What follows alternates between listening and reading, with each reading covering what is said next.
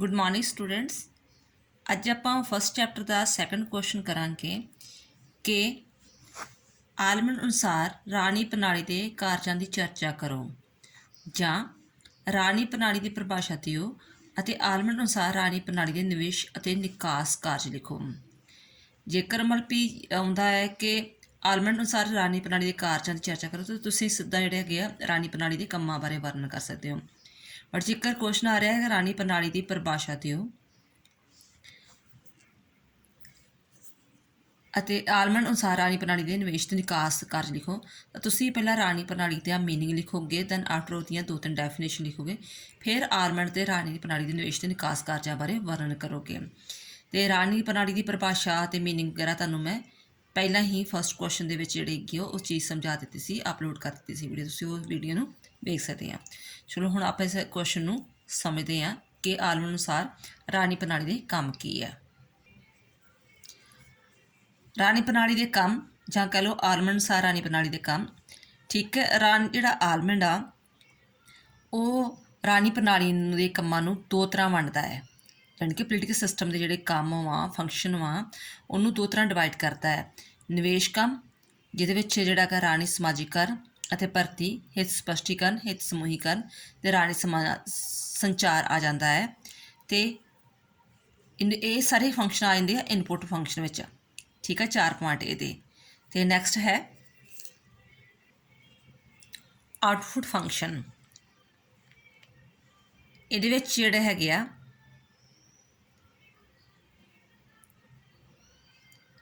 ਨਿਯਮ ਨਿਰਮਾਣ ਦਾ ਕਾਰਜ, ਨਿਯਮ ਲਾਗੂ ਕਰਨ ਦਾ ਕਾਰਜ ਅਤੇ ਨਿਯਮਾਂ ਅਨੁਸਾਰ ਨਿਰਣੇ ਦੇਣ ਦਾ ਕਾਰਜ ਵਾ। ਠੀਕ ਹੈ, ਜਿਵੇਂ ਡੇਵਿਡ ਈਸਟਨ ਜਿਹੜਾ ਮਾਡਲ ਪੇਸ਼ ਕਰਦਾ ਰਾਣੀ ਪ੍ਰਣਾਲੀ ਦਾ ਪੋਲੀਟੀਕਲ ਸਿਸਟਮ ਦੇ ਕੰਮਾਂ ਦਾ, ਉਸੇ ਤਰ੍ਹਾਂ ਹੀ ਆਲਮੰਡ ਜਿਹੜਾ ਹੈਗਾ ਵਾ ਰਾਣੀ ਪ੍ਰਣਾਲੀ ਦੇ ਕੰਮਾਂ ਦਾ ਸਿਸਟਮ ਵਰਣਨ ਕਰਦਾ ਹੈ। ਕਿ ਇਨਪੁਟ ਵਿੱਚ ਉਹ ਕਹਿੰਦਾ ਹੈ ਕਿ ਜਦੋਂ ਆਪਾਂ ਜਿਹੜੀ ਸਰਕਾਰ ਕੋਈ ਬਣਦੀ ਹੈ, ਜਿਵੇਂ ਅੱਜ ਕੱਲ੍ਹ ਆਪ ਪਾਰਟੀ ਦੀ ਸਰਕਾਰ ਬਣ ਗਈ ਹੈ, ਉਹਦੇ ਵਿੱਚ ਕੀ ਹੁੰਦਾ ਹੈ ਕਿ ਪਹਿਲਾਂ ਆਪਾਂ ਉਸ ਨੂੰ ਇਨਪੁਟ ਦਿੱਤਾ ਸੀ। ਠੀਕ ਹੈ, ਉਹ ਕਿਸ ਰੂਪ 'ਚ ਦਿੱਤਾ ਸੀ?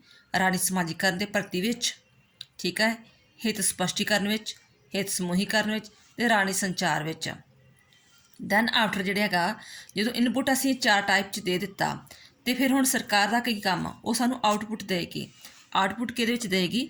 ਨਿਯਮ ਬਣਾਏਗੀ। ਨਿਯਮ ਯਾਨੀ ਕਿ ਕੋਈ ਨਾ ਕੋਈ ਕਾਨੂੰਨ ਬਣਾਏਗੀ ਜੋ ਸਾਨੂੰ ਉਹਨੇ ਕਿਹਾ ਸੀ ਕਿ ਭ੍ਰਿਸ਼ਟਾਚਾਰ ਖਤਮ ਕਰੇਗਾ, ਬੇਰੁਜ਼ਗਾਰੀ ਖਤਮ ਹੋਏਗੀ, ਹੌਸਪੀਟਲ ਦਾ ਸਿਸਟਮ ਸਹੀ ਹੋਏਗਾ, ਐਜੂਕੇਸ਼ਨ ਦਾ ਸਿਸਟਮ ਸਹੀ ਹੋਏਗਾ। ਉਹ ਨਿਯਮ ਬਣਾਏਗਾ। ਨਿਯਮ ਬਣਾਉਣ ਤੋਂ ਬਾਅਦ ਉਹ ਜਿਹੜੇ ਨਿਯਮ ਇਹ ਨਹੀਂ ਕਿ ਇਕੱਲੇ ਵਿਧਾਨ ਸਭਾ 'ਚ ਬਣਾਤੇ, ਉਹਨਾਂ ਨੂੰ ਲਾਗੂ ਵੀ ਕਰੇਗਾ। ਲਾਗੂ ਕਰਨ ਤੋਂ ਬਾਅਦ ਮੁੜ ਕੇ ਫਿਰ ਉਸ ਹਿਸਾਬ ਦੇ ਨਾਲ ਉਹਨੂੰ ਕੰਮ ਵੀ ਕਰੇਗਾ। ਯਾਨੀ ਕਿ ਨਿਯਮ ਬਣਾਉਣੇ, ਕਾਨੂੰਨ ਬਣਾਉਣਾ, ਕਾਨੂੰਨ ਬਣਾ ਕੇ ਉਹਨਾਂ ਨੂੰ ਲਾਗੂ ਕਰਨਾ, ਲਾਗੂ ਕਰਕੇ ਉਸ ਹਿਸਾਬ ਨਾਲ ਕੰਮ ਕਰਨਾ, ਕੰਮ ਕਰਕੇ ਫਿਰ ਦੈਨ ਆਫਟਰ ਇਹ ਚੀਜ਼ਾਂ ਜਿਹੜੀਆਂ ਹੈਗੀਆਂ ਵਾ ਲੋਕਾਂ ਕੋਲ ਚਲੇ ਜਾਣੀਆਂ ਹੈਗੀਆਂ ਵਾ।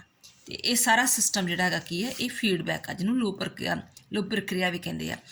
ਇਨਪੁੱਟ ਨੂੰ ਆਊਟਪੁੱਟ ਵਿੱਚ ਚੇਂਜ ਕਰਨਾ, ਅਤੇ ਆਊਟਪੁੱਟ ਮੁੜ ਕੇ ਫਿਰ ਜਿਹੜੀ ਹੈਗੀ ਆ ਇਨਪੁੱਟ ਵਿੱਚ ਜਾਂਦੀ ਹੈ ਕਿ ਹਾਂ ਤੁਹਾਡੀਆਂ ਅਸੀਂ ਡਿਮਾਂਡਸ ਜਿਹੜੀ ਹੈਗੀਆਂ ਉਹਨੂੰ ਸੈਟਿਸਫਾਈਡ ਕਰ ਰਹੇ ਹਾਂ, ਅਤੇ ਨੈਕਸਟ ਤੁਹਾਡੀਆਂ ਹੋਰ ਕੀ ਡਿਮਾਂਡਸ ਨੇ।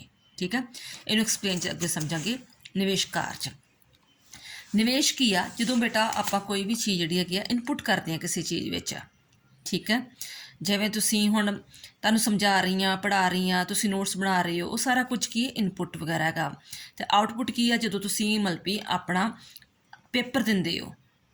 ਠੀਕ ਆ, ਆਊਟਪੁੱਟ ਉਹ ਸਾਰੀ ਤੁਹਾਡੀ ਆਊਟਪੁੱਟ ਹੁੰਦੀ ਕਿ ਤੁਸੀਂ ਪੂਰੇ 6 ਮਹੀਨੇ 'ਚ ਕੀ ਸਮਝਿਆ ਪੋਲੀਟੀਕਲ ਸਾਇੰਸ ਦਾ। ਦੈਨ ਆਫਟਰ ਉਹ ਆਊਟਪੁੱਟ ਆਏਗਾ, ਉਸ ਹਿਸਾਬ ਨਾਲ ਮਾਰਕਸ ਆਉਣਗੇ। ਇਸੇ ਤਰ੍ਹਾਂ ਰਾਣੀ ਪ੍ਰਣਾਲੀ ਵਿੱਚ ਇਨਪੁੱਟ ਅਤੇ ਆਊਟਪੁੱਟ ਹੁੰਦਾ। ਅਤੇ ਇਹਦੇ ਵਿੱਚ ਕੀ ਆ? ਇਨਪੁੱਟ ਵਿੱਚ ਕੀ ਆ? ਕਹਿੰਦਾ ਕਿ ਇਹ ਰਾਣੀ ਪ੍ਰਣਾਲੀ ਦੇ ਗੈਰ ਸਰਕਾਰੀ ਢਾਂਚੇ, ਜਿਵੇਂ ਕਿ ਰਾਣੀ ਦਲ ਹੋ ਗਏ, ਪੋਲੀਟੀਕਲ ਪਾਰਟੀਜ਼ ਹੋ ਗਈਆਂ, ਦਬਾਅ ਸਮੂਹ ਹੋ ਗਏ, ਅਖਬਾਰ ਸਾਲੇ ਆਦਿ ਦੁਆਰਾ ਇਹਨਾਂ ਦੁਆਰਾ 4 ਟਾਈਪ ਦੇ ਕੰਮ ਕੀਤੇ ਜਾਂਦੇ ਹਨ। ਫਸਟ ਆਫ ਆਲ ਸਮਾਜੀਕਰਨ ਅਤੇ ਭਰਤੀ। ਸਮਾਜੀਕਰਨ ਬੇਟਾ ਇਹਨਾਂ ਐਕਸਪਲੇਨ 'ਚ ਜ਼ਿਆਦਾ ਦੱਸਿਆ ਹੈ, ਇਹ ਚੀਜ਼ ਨੂੰ ਸਮਝਿਓ। ਸਮਾਜੀਕਰਨ ਕੀ ਆ? ਜਿਵੇਂ ਪਹਿਲਾਂ ਤੁਹਾਨੂੰ ਮੈਂ ਮੋਟਾ ਜਿਹੀ ਐਗਜ਼ਾਮਪਲ ਦੇ ਦਿੰਦੀ ਹਾਂ ਕਿ ਜਿਵੇਂ ਪਹਿਲਾਂ ਅਕਾਲੀਆਂ ਦੀ ਆਪਣੇ ਪੰਜਾਬ 'ਚ ਲਹਿਰ ਚੱਲਦੀ ਰਹੀ, ਦੈਨ ਆਫਟਰ ਕਾਂਗਰਸ ਦੀ ਲਹਿਰ ਚੱਲੀ, ਬਾਅਦ ਵਿੱਚ ਫਿਰ 2-4 ਸਾਲਾਂ ਦੇ ਵਿੱਚ ਆਪ ਦੀ ਲਹਿਰ ਚੱਲੀ। ਅਤੇ ਉਹ ਸਾਰਾ ਕੀ ਆ? ਉਹ ਸਮਾਜੀਕਰਨ ਹੋਇਆ ਵਾ। ਸਮਾਜੀਕਰਨ ਕਿਹਦੇ ਰਾਹੀਂ ਹੋਇਆ? ਅਖਬਾਰਾਂ ਰਾਹੀਂ, ਸੋਸ਼ਲ ਮੀਡੀਆ ਰਾਹੀਂ, ਫੇਸਬੁੱਕ ਰਾਹੀਂ, ਇੰਸਟਾਗ੍ਰਾਮ ਰਾਹੀਂ, ਜਾਂ ਕਹਿ ਲਓ ਯੂਟਿਊਬ ਰਾਹੀਂ। ਅਖਬਾਰਾਂ ਕਿਸੇ ਵੀ ਰਾਹੀਂ ਜਿਹੜਾ ਹੈਗਾ ਜੋ ਕੁਛ ਵੀ ਹੈ ਲੋਕਾਂ ਤੱਕ ਉਹ ਗੱਲਾਂ ਪਹੁੰਚਾਈਆਂ ਗਈਆਂ ਵੀ ਆਹ ਕੰਮ ਸਹੀ ਆ, ਆਹ ਗਲਤ ਵਾ, ਜੇ ਤੁਸੀਂ ਇਸ ਤਰ੍ਹਾਂ ਕਰੋਗੇ ਦੈਨ ਆਫਟਰ ਜਿਹੜੀ ਕਿ ਤੁਹਾਨੂੰ ਚੰਗੀ ਸਰਕਾਰ ਮਿਲੇਗੀ। ਅਤੇ ਲੋਕਾਂ ਨੇ ਸਾਰਾ ਉਹ ਸਮਾਜੀਕਰਨ ਕਰਨ ਕਰਕੇ ਅਤੇ ਫਿਰ ਉਹ ਚੀਜ਼ ਨੂੰ ਆਪ ਨੂੰ ਚੁਣਿਆ। ਠੀਕ ਆ, ਉਹ ਕੀ ਸਮਾਜੀਕਰਨ, ਜਿੱਦਾਂ ਜਿੱਦਾਂ ਦਾ ਮੀਡੀਆ ਤੁਹਾਨੂੰ ਦੱਸਦਾ ਜਾਏਗਾ ਉੱਦਾਂ ਦਾ ਲੋਕਾਂ ਦਾ ਸੁਭਾਅ ਬਣਦਾ ਜਾਏਗਾ, ਬਿਹੇਵੀਅਰ ਬਣਦਾ ਜਾਏਗਾ, ਕਿਹਦੇ ਵਿੱਚ, ਰਾਜਨੀਤੀ ਵਿੱਚ, ਪੋਲੀਟੀਕਲ ਵਿੱਚ ਉਹਨਾਂ ਦਾ ਉਸੇ ਤਰ੍ਹਾਂ ਹੀ ਇੰਟਰਸਟ ਕ੍ਰੀਏਟ ਹੋ ਜਾਏਗਾ। ਉਹ ਉਸੇ ਪਾਰਟੀ ਨੂੰ ਹੀ ਵੋਟ ਪਾਉਣਗੇ ਜਿਸ ਚੀਜ਼ ਦਾ ਜ਼ਿਆਦਾ ਪ੍ਰਚਾਰ ਹੋਵੇਗਾ। ਇਹ ਤੁਹਾਨੂੰ ਇੱਕ ਕਲੀਅਰ ਕੱਟ ਸਮਝ ਲੱਗ ਗਈ ਹੋਗੀ ਮੇਰੇ ਖਿਆਲ। ਹੁਣ ਇਸ ਦੀ ਲੈਂਗੁਏਜ ਵਿੱਚ ਸਮਝੋ, ਕਹਿੰਦੇ ਰਾਜਨੀਤਿਕ ਸਮਾਜੀਕਰਨ ਕੀ ਇੱਕ ਐਕਟੀਵਿਟੀ ਆ ਜਿਹਦੇ ਨਾਲ ਜਿਹੜੇ ਪੋਲੀਟੀਕਲ ਸਿਸਟਮ ਪ੍ਰਤੀ ਲੋਕਾਂ ਦੀਆਂ ਜਿਹੜੀਆਂ ਵੈਲਿਊਜ਼ ਹੁੰਦੀਆਂ ਵਾ, ਉਹਨਾਂ ਦੇ ਫੇਥ ਹੁੰਦੇ ਆ, ਉਹ ਨਿਰਮਾਣ ਕੀਤੇ ਜਾਂਦੇ ਆ। ਠੀਕ ਆ, ਅਤੇ ਇਹਦੇ ਨਾਲ ਹੀ ਉਹਨਾਂ ਦਾ ਰਾਜਨੀਤਿਕ ਸੱਭਿਆਚਾਰ ਸ਼ਾਮਲ ਕੀਤਾ ਜਾਂਦਾ। ਪਹਿਲਾਂ ਉਹਨਾਂ ਦਾ ਸਮਾਜੀਕਰਨ ਕੀਤਾ ਜਾਂਦਾ, ਜਦੋਂ ਸਮਾਜੀਕਰਨ ਯਾਨੀ ਕਿ ਉਹਨਾਂ ਵਿੱਚੋਂ ਗੱਲਾਂ ਲਿਆਂਦੀਆਂ ਜਾਂਦੀਆਂ ਕਿ ਇਹੋ ਪਾਰਟੀ ਚੰਗੀ, ਇਹੋ ਪਾਰਟੀ ਚੰਗੀ ਹੈ। ਦੈਨ ਆਫਟਰ ਫਿਰ ਉਸ ਚੀਜ਼ ਨੂੰ ਅਪਣਾ ਲੈਂਦੇ ਨੇ, ਕਲੀਅਰ ਕੱਟ ਅਪਣਾ ਲੈਂਦੇ ਕਿ ਜਸਟ ਅਸੀਂ ਇਸੇ ਪਾਰਟੀ ਦੇ ਪਿੱਛੇ ਜਾਣਾ, ਉਹ ਸੱਭਿਆਚਾਰ ਹੋ ਜਾਂਦਾ ਉਹਨਾਂ ਦਾ। ਠੀਕ ਹੈ, ਆਲਮੰਡ ਅਤੇ ਪਾਵਲ ਨੇ ਵੀ ਕਿਹਾ ਵਾ ਕਿ ਰਾਜਨੀਤਿਕ ਸਮਾਜੀਕਰਨ ਉਹ ਵਿਧੀ ਆ ਜਿਸ ਰਾਹੀਂ ਰਾਜਨੀਤਿਕ ਸਮਾਜੀਕਰਨ ਨੂੰ, ਸੱਭਿਆਚਾਰ ਨੂੰ ਕਾਇਮ ਰੱਖਿਆ ਜਾਂਦਾ ਹੈ। ਅਤੇ ਨੈਕਸਟ ਹੈ, ਇਹ ਤੁਸੀਂ ਬੇਟਾ ਇੰਨਾ ਵੀ ਲਿਖ ਸਕਦੇ ਹੋ ਜਿਹੜਾ ਹੈਗਾ ਸਮਾਜੀਕਰਨ ਦਾ। ਅੱਗੋਂ ਭਰਤੀ ਦਾ ਤੁਹਾਨੂੰ ਮੈਂ ਅੱਗੇ ਦੱਸਦੀ ਹਾਂ, ਅਤੇ ਵੈਸੇ ਤੁਹਾਨੂੰ ਸਾਰੀ ਇਹ ਪੁਆਇੰਟ ਸਮਝਾ ਰਹੀ ਹਾਂ ਕਿ ਹੋਰ ਕਹਿੰਦਾ ਰਾਜਨੀਤਿਕ ਸਮਾਜੀਕਰਨ ਇੱਕ ਲਗਾਤਾਰ ਕੰਟੀਨਿਊ ਜਿਹੜੀ ਹੈਗੀ ਐਕਟੀਵਿਟੀ ਚੱਲਦੀ ਰਹਿੰਦੀ ਹੈਗੀ ਆ। ਇਹਦੇ ਵਿੱਚ ਬਦਲਾਵ ਆਉਂਦਾ ਰਹਿੰਦਾ ਹੈਗਾ ਵਾ। ਜਿਵੇਂ ਮੈਂ ਤੁਹਾਨੂੰ ਪਹਿਲਾਂ ਕਿਹਾ ਕਿ ਪਹਿਲਾਂ ਅਕਾਲੀਆਂ ਦਾ ਝੁਕਾਅ ਸੀ, ਤਾਂ ਨਾਲ ਕਾਂਗਰਸ ਦਾ ਝੁਕਾਅ ਆਇਆ, ਫਿਰ ਆਪ ਦਾ ਝੁਕਾਅ ਆਇਆ। ਇਹ ਜਿਹੜੀ ਨਿਰੰਤਰ ਕੰਟੀਨਿਊ ਜਿਹੜੀ ਐਕਟੀਵਿਟੀ ਚੱਲਦੀ ਰਹਿੰਦੀ ਹੈ ਅਤੇ ਸਮੇਂ ਦੇ ਨਾਲ ਇਹਦੇ ਵਿੱਚ ਚੇਂਜਸ ਵਗੈਰਾ ਹੁੰਦੇ ਰਹਿੰਦੇ ਆ। ਅਤੇ ਇੱਕ ਗੱਲ ਹੋਰ ਉਹਨਾਂ ਨੇ ਕਹੀ ਆ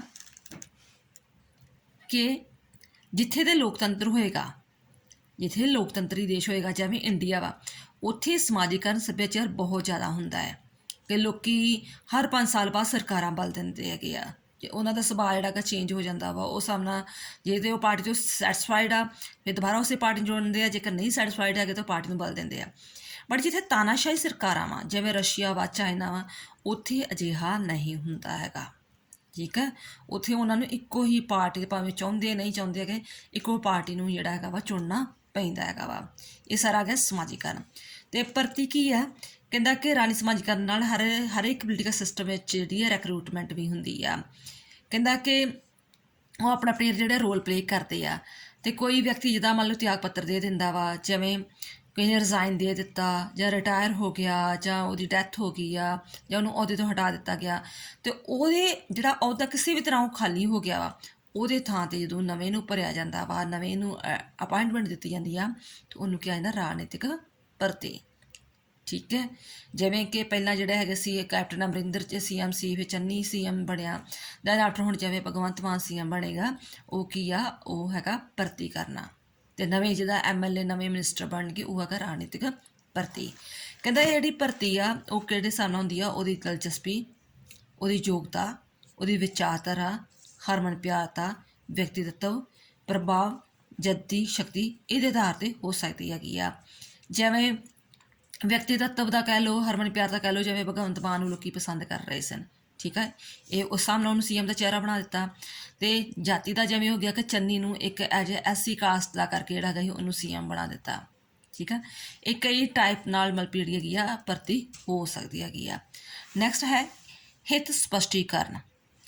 ਹੁਣ ਹਰ ਇੱਕ ਪੋਲੀਟੀਕਲ ਸਿਸਟਮ ਵਿੱਚ ਮਤਲਬ ਕਿ ਜਿੱਥੇ ਵੀ ਲੋਕ ਰਹਿ ਰਹੇ, ਜਿਵੇਂ ਪੰਜਾਬ 'ਚ ਵਾ, ਠੀਕ ਆ, ਹਰੇਕ ਦੀਆਂ ਮੰਗਾਂ ਹੁੰਦੀਆਂ, ਕੁਝ ਉਦੇਸ਼ ਹੁੰਦੇ ਆ, ਅਤੇ ਉਹਨਾਂ ਉਦੇਸ਼ਾਂ ਨੂੰ ਧਿਆਨ ਵਿੱਚ ਰੱਖ ਕੇ ਕੋਈ ਕਾਨੂੰਨ ਬਣਦਾ ਹੈ। ਉਹਨਾਂ ਹਿੱਤਾਂ ਨੂੰ ਹੀ, ਉਦੇਸ਼ਾਂ ਨੂੰ ਧਿਆਨ ਵਿੱਚ ਰੱਖੇ ਨਿਰਮਾਣ ਦੀ ਸ਼ਕਤੀ ਬਣਦੀ ਆ, ਜਿਹਨੂੰ ਆਪਾਂ ਕਾਨੂੰਨ ਕਹਿ ਦਿੰਦੇ ਹਾਂ।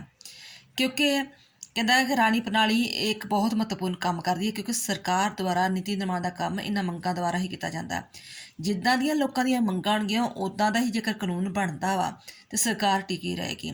ਜੇਕਰ ਉਹਨਾਂ ਦੀਆਂ ਮੰਗਾਂ ਕੁਝ ਨੇ ਪਰ ਉਹ ਆਪਣੀ ਮਰਜ਼ੀ ਦੇ ਨਾਲ ਕਾਨੂੰਨ ਹੋਰ ਕੁਛ ਬਣਾਈ ਜਾ ਰਹੀਆਂ, ਅਤੇ ਸਰਕਾਰਾਂ ਜਿੱਦਾਂ ਚਿਰ ਨਹੀਂ ਟਿਕਦੀਆਂ, ਉੱਥੇ ਕ੍ਰਾਂਤੀ ਆਉਣ ਦੀ ਸੰਭਾਵਨਾ ਬਣੀ ਰਹਿੰਦੀ ਆ। ਠੀਕ ਹੈ, ਜੇਕਰ ਲੋਕ ਚਾਹ ਰਹੇ ਨੇ ਪੰਜਾਬ ਦੇ ਕਿ ਨਸ਼ਾ ਬੰਦ ਹੋਵੇ, ਬੇਰੁਜ਼ਗਾਰੀ ਖਤਮ ਹੋਵੇ, ਭ੍ਰਿਸ਼ਟਾਚਾਰ ਖਤਮ ਹੋਵੇ, ਐਜੂਕੇਸ਼ਨ ਸਿਸਟਮ ਸਹੀ ਹੋਵੇ, ਜੇਕਰ ਉਹ ਸਰਕਾਰਾਂ ਨਹੀਂ ਕਰਨਗੀਆਂ ਦੈਨ ਆਫਟਰ ਫਿਰ ਉਹ ਸਰਕਾਰਾਂ ਨੂੰ ਬਦਲ ਦੇਣਗੇ। ਠੀਕ ਹੈ, ਕਹਿੰਦਾ ਭਾਵ ਕਿ ਹਿੱਤ ਜੋ ਲੋਕਾਂ ਦੀਆਂ ਮੰਗਾਂ ਵਾ, ਉਦੇਸ਼ ਆ, ਉਹਨਾਂ ਨੂੰ ਧਿਆਨ ਵਿੱਚ ਰੱਖ ਕੇ ਹੀ ਸਰਕਾਰਾਂ ਕਾਨੂੰਨ ਬਣਾਉਂਦੀਆਂ ਨੇ।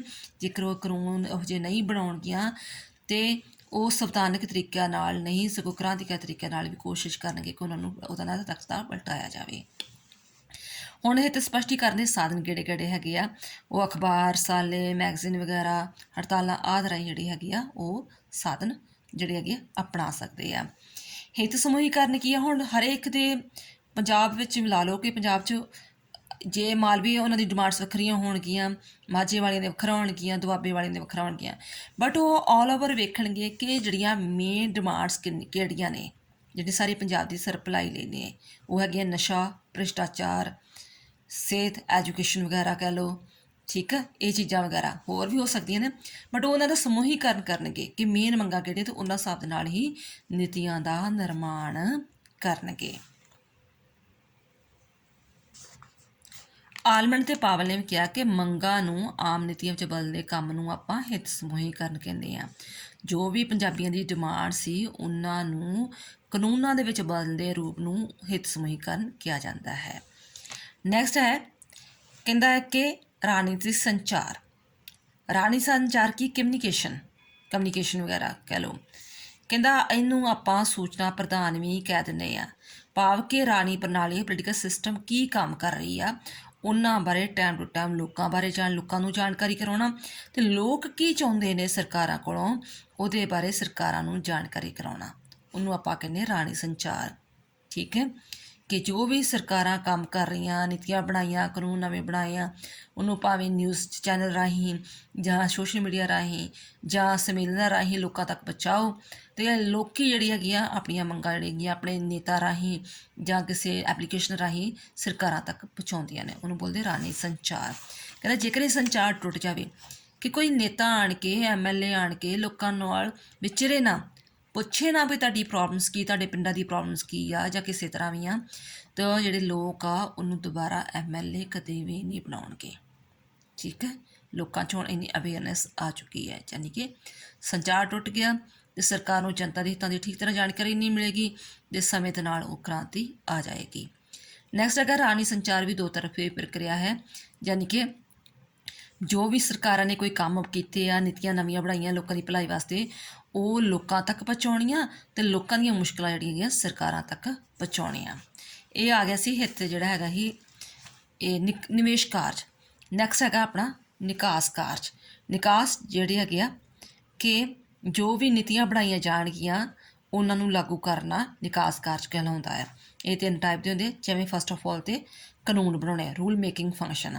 ਕਹਿੰਦਾ ਜੇਕਰ ਮਨੁੱਖਾਂ ਦੇ ਆਪਸੀ ਸੰਬੰਧਾਂ ਨੂੰ ਕਾਨੂੰਨ ਦੇ ਰੂਪ ਵਿੱਚ ਨਿਯਮਬੱਧ ਨਹੀਂ ਕੀਤਾ, ਇੱਕ ਡਿਸਿਪਲਿਨ ਦੇ ਵਿੱਚ ਨਹੀਂ ਲਿਆਂਦਾ, ਤਾਂ ਸਮਾਜ ਵਿੱਚ ਅਨਾਰਕੀ ਫੈਲ ਜਾਏਗੀ, ਅਰਾਜਕਤਾ ਫੈਲ ਜਾਏਗੀ। ਅਤੇ ਇੰਨਾ ਜ਼ਰੂਰ ਹੋ ਸਕਦਾ ਹੈਗਾ ਵਾ ਕਿ ਜਿਹੜੇ ਪੁਰਾਣੇ ਨਿਯਮ ਆ ਜਿਹੜੇ ਨਹੀਂ ਸਮਾਜ ਲਈ ਚੰਗੇ, ਜਿਵੇਂ ਸਤੀ ਪ੍ਰਥਾ ਹੈ, ਦਾਜ ਪ੍ਰਥਾ ਹੈ, ਬਾਲ ਵਿਆਹ, ਉਹਨਾਂ ਨੂੰ ਲੋੜ ਪੈਣ 'ਤੇ ਬਦਲਾਵ ਕਰ ਸਕਦੇ, ਅਤੇ ਉਹਨਾਂ ਥਾਂ 'ਤੇ ਨਵੇਂ ਕਾਨੂੰਨ ਬਣਾਏ ਜਾ ਸਕਦੇ ਹੈਗੇ ਆ।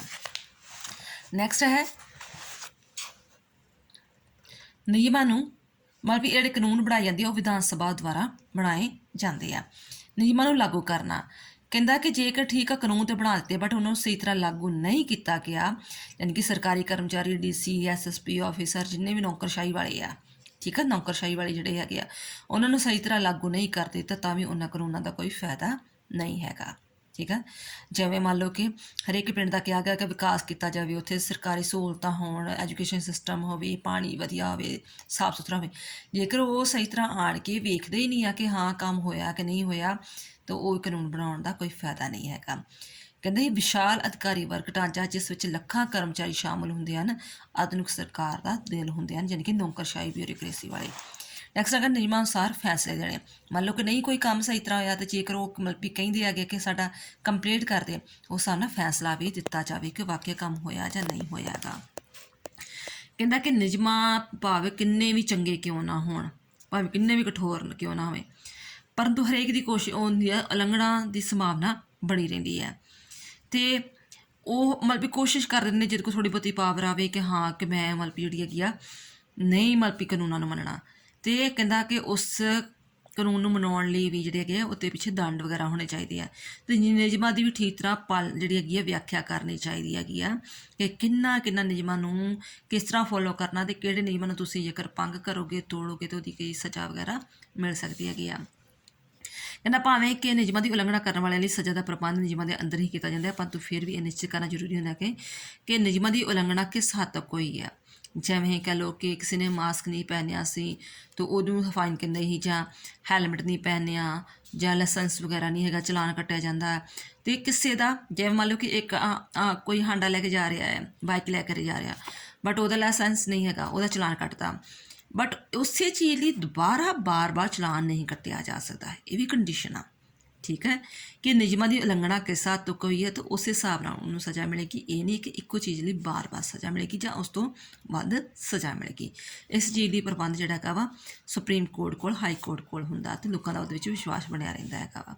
ਠੀਕ ਆ ਬੇਟਾ, ਇਹ ਸਾਰੇ ਸੀ ਰਾਣੀ ਪ੍ਰਣਾਲੀ ਦੇ ਉੱਪਰ ਲਿਖੇ ਨਿਕਾਸੀਕਾਰ ਅਤੇ ਮਾਂਟੇਸਕਿਊ ਦੁਆਰਾ ਦਿੱਤੇ ਗਏ ਪਰੰਪਰਾ ਸ਼ਕਤੀ ਦੀ ਵੰਡ ਦੇ ਸਿਧਾਂਤ ਵਿੱਚ ਵੀ ਦਿੱਤੇ ਗਏ ਸਰਕਾਰ ਨਾਲ ਕਾਰਜਾਂ ਨਾਲ ਮਿਲਦੇ ਜੁਲਦੇ ਹਨ। ਠੀਕ ਆ, ਇਹ ਆਲਮੰਡ ਦੇ ਸਾਰੇ ਕੰਮ ਸੀ। ਆਈ ਹੋਪ ਤੁਹਾਨੂੰ ਇਹ ਜਿਹੜਾ ਹੈਗਾ ਟੌਪਿਕ ਚੰਗੀ ਤਰ੍ਹਾਂ ਸਮਝ ਆ ਚੁੱਕਾ ਹੋਏਗਾ। ਅਤੇ ਬੇਟਾ ਜਿਹੜਾ ਡੇਵਿਡ ਈਸਟਨ ਵਾਲਾ ਹੈਗਾ ਵਾ,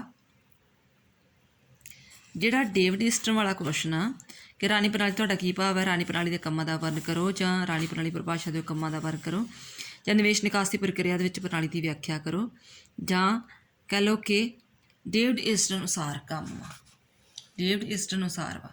ਉਹ ਤੁਹਾਡੀ ਵੀਡੀਓ ਮੈਂ ਪਹਿਲਾਂ ਵੀ ਅਪਲੋਡ ਕੀਤੀ ਹੋਈ ਆ, ਉਹ BA 5th ਸੈਮ ਵਿੱਚ ਤੁਹਾਡੀ ਵੀਡੀਓ ਆਏਗੀ। ਠੀਕ ਆ, BA 5th ਸੈਮ ਯਾਨੀ ਕਿ BA ਦੀ ਫਾਈਨਲ ਦੇ ਵਿੱਚ, ਅਤੇ ਤੁਹਾਡਾ ਜਿਹੜਾ ਹੈਗਾ ਟੌਪਿਕ ਸੇਮ ਹੀ ਆ।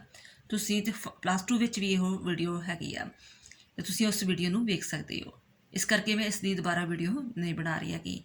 ਅਤੇ ਜੇ ਜਸਟ ਇਕੱਲਾ ਪੁੱਛ ਰਹੀ ਹੈ ਕਿ ਨਿਵੇਸ਼ਾਂ ਨੂੰ ਨਿਕਾਸਣ ਵਿੱਚ ਬਣਦੀ ਪ੍ਰਕਿਰਿਆ ਕੀ ਹੈ, ਤਾਂ ਤੁਸੀਂ ਕੋਈ ਵੀ ਕੰਮ ਲਿਖ ਸਕਦੇ ਹੋ, ਡੇਵਿਡ ਈਸਟਨ ਦੀ ਲਿਖ ਸਕਦੇ ਹੋ ਜਾਂ ਆਲਮੰਡ ਦੀ ਲਿਖ ਸਕਦੇ ਹੋ।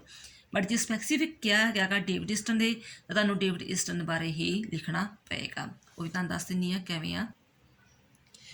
ਉਹ ਜਿਹੜਾ ਕੁਐਸਚਨ ਆ ਉਸ ਦਾ ਆਨਸਰ ਇਸ ਪ੍ਰਕਾਰ ਹੈ। ਡੇਵਿਡ ਈਸਟਨ ਅਨੁਸਾਰ ਰਾਣੀ ਪ੍ਰਣਾਲੀ ਦੇ ਕੰਮ ਜਿਹੜੇ ਹੈਗੇ ਆ, ਉਹ ਪਹਿਲਾਂ ਨਿਵੇਸ਼ਾਂ ਤੋਂ ਭਾਵ ਦੱਸਦਾ ਹੈ, ਫਿਰ ਉਹਦੇ ਵਿੱਚ ਜਿਹੜਾ ਹੈਗਾ ਵਾ ਮੰਗਾਂ ਦੀ ਗੱਲ ਕਰਦਾ ਹੈਗਾ ਵਾ,